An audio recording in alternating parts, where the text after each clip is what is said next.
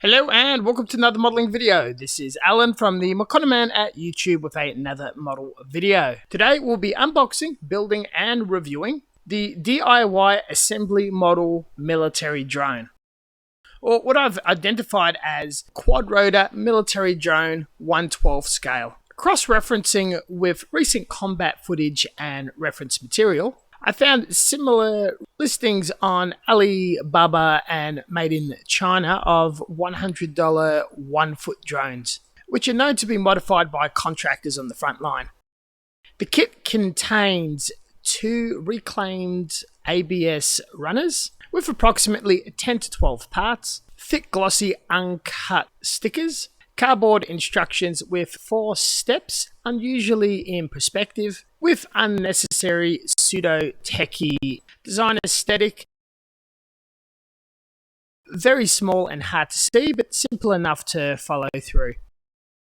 It is a very basic beginner kit found on AliExpress for $2-3, designed for snapping and young children, only requiring plastic nippers to remove the parts from the runners, reminiscent of cheap third-party snap kits from the 90s, early 2000s.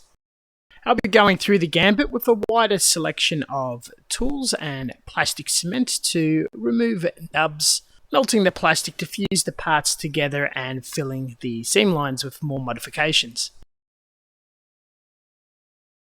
I do intend to paint the project in the end.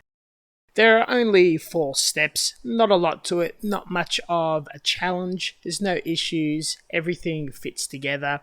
The detail is also a bit on the shallow side, however it's very solid and almost reminds me of an older Bandai kit. It is very toy-like and almost uninspiring. I'm fearful at this point that it just looks like a handheld toy drone for a few dollars. It is molded and designed very nicely, but I can see why there's a lot of model kits of historical and current armor and aircraft, and not so much drones.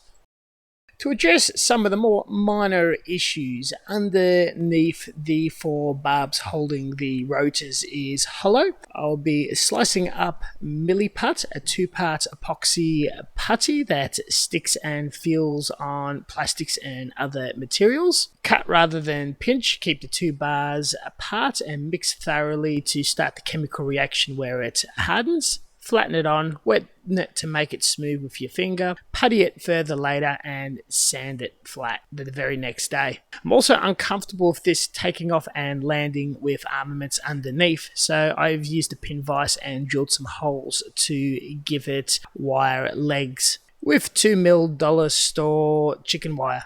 Very much underrated material. With that done, I attach the armaments, 2 bombs, 2 rockets underneath, and the quad rotors on top, which are not glued to change the poses for photos or do other effects. Everything else has been glued with plastic cement. Other than that, there's just not much to it. It looks like the source material, it looks like the instructions. These small changes shall improve it significantly for painting. I kind of wish I was working on something 35th to 48 scale to interact with figures on a diorama or armor or tell more of a story. Not gonna lie, was also uninspired in painting it. First, brush painted Mr. Metal primer on the chicken wire as it's exposed. This will ensure anything that is painted sticks to it like plastic. Perfectly water viscosity, easy to use, does not streak, clean the brush and solve it. Followed by base coating the entire piece in Mr. Hobby Lacquer Black surface primer via a 0.3mm AliExpress bought airbrush through a small low pressure plastic air compressor at around 11-15 psi, cut with automotive grade lacquer thinner to a watery viscosity in a separate shot glass. Testing the thickness by swirling it in the cup and seeing the paint cling transparently to the side. This is my gold standard to airbrushing and rarely gives me any trouble. Digging around Google, there's every flavour, type, amount of rotors and size of domestic drones re-equipped for combat, all directly armed carrying supplies or just reconnaissance. I found a night version that was mostly black and probably had infrared or other sensors for various different uses. This was a little more fun than the white grey with civilian decals. For definition, I shaded a very dark grey and grey on top for a little light colour gradient and to pop the profile and shape. I kept the rotors black, hand painted the armaments military green, gave it all a sludge wash with accent colour followed by matte clear to dull it all down. And we're done, concluding the build. A friend of mine got a couple of these and then ordered the whole set for me. I was very excited and thought it was incredibly cool as an initial impulse want and purchase. AliExpress Ziploc bag models and 4D models are just a few dollars, specially bought in bulk. And according to various subject matter, are incredibly cool and enjoyed the majority of it.